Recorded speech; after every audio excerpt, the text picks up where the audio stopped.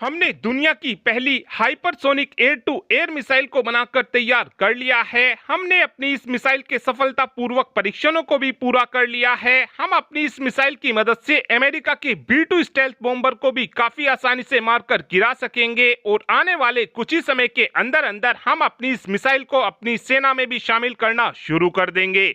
ये सारे ही दावे आज चाइना की मीडिया की तरफ से किए गए हैं और इन दावों में कितनी सच्चाई है वो हम आपको प्रूफ के साथ बताने वाले हैं। दरअसल पूरा मामला कुछ इस प्रकार है कि आज चाइना की ऑफिशियल मीडिया की तरफ से बताया गया है कि हमने 9 मैक की रफ्तार से चलने वाली hypersonic air to air missile को बनाकर तैयार कर लिया है और हमने अपनी इस hypersonic air to air missile की टेस्टिंग को भी कर लिया है। आपको बता दें कि चाइना की तरफ से जो टेस्टिंग का ढिंडोरा पीटा जा रहा है, चाइना ने इस मिसाइल की विंड टनल टेस्टिंग को ही किया है।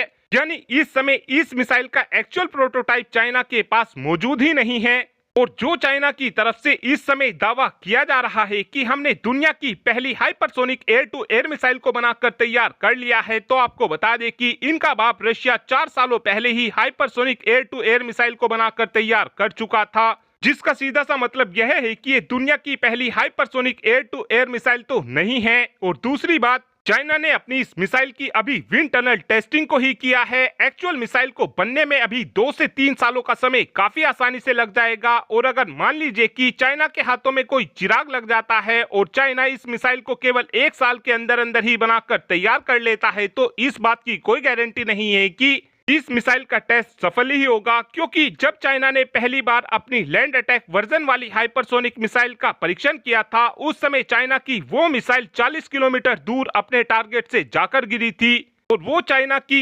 हाइपरसोनिक मिसाइल का लैंड अटैक वर्जन था। और जो ये लैंड अटैक वर्जन की हाइपरसोनिक मिसाइल होती हैं या फिर कोई नॉर्मल बैलिस्टिक मिसाइल होती हैं, इनको बनाना एयर टू एयर मिसाइल के कंपैरिजन में काफी ज्यादा इजी होता है। वहीं पर किसी भी प्रकार की एयर टू एयर मिसाइल को बनाना बहुत ही ज्यादा हार्ड होता है। ये हम क्यों बोल रहे हैं, आप केवल इसी बात से अंदाजा लगाना कि जब भारत ने सबसे पहली बार अपनी पृथ्वी मिसाइल को 1983 में बनाया था, उसके 17 सालों बाद हमने अपनी अस्त्र मिसाइल के ऊपर काम करना शुरू किया था और हमने अपनी इस मिसाइल को 17 सालों बाद ही बनाकर तैयार किया था। यानी कि पृथ्वी मिसाइल के बनने के 34 साल बाद हम अपनी अस्त्र मिसाइल को बनाकर तैयार कर पाए थे। 17 साल तो हमको अस्त्र मार्क 1 मिसाइल को बनाने में लग गया। उसके बाद इस मिसाइल की टेस्टिंग को 5 साल किया गया और हाल ही में ही 31 मई 2022 में ही हमने अस्त्र मिसाइल का ऑर्डर दिया है।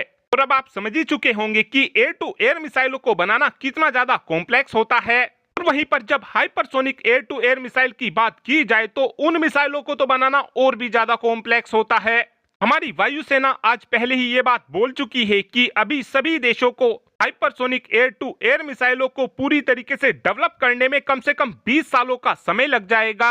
और रही बात चाइना के इस दावे की कि हम अपनी इस मिसाइल की मदद से अमेरिका के B2 बॉम्बर को मारकर गिरा सकेंगे, तो आपको बता दें कि इस चाइना का पूरी तरीके से दिमाग सटक गया है, क्योंकि B2 बॉम्बर को हाइपरसोनिक मिसाइल की मदद से नहीं, नॉर्मल मिसाइल की मदद से भी मारकर गिराया जा सकता है। लेकिन ये काम जब हो पाएगा जब आपके पास ऐसा रेडार होगा जो B2 स्टेल्थ बॉम्बर को पकड़ पाएगा, क्योंकि जो ये अमेरिका का B2 स्टेल्थ बॉम्बर है, इसका रेडार सिग्नेचर रेडार में केवल एक मक्खी जैसा दिखाई देता है। और इस समय चाइना तो क्या, दुनिया में ऐसा कोई देश नहीं है जिसके पास ऐसी रेडार मौजूद हो जो अमेरिका के इस B2 स्टेल्थ बॉम्बर को पकड़ सके।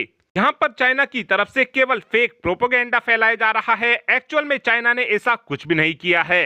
और अब आप ही कमेंट कर बता सकते हैं कि क्या हमको हमारी हाइपरसोनिक एयर टू एयर मिसाइलों पर काम करना शुरू कर देना चाहिए, हाँ या फिर ना। इस बात का आंसर आप कमेंट बॉक्स में दे सकते हैं। Thanks for watching this video, have a good day.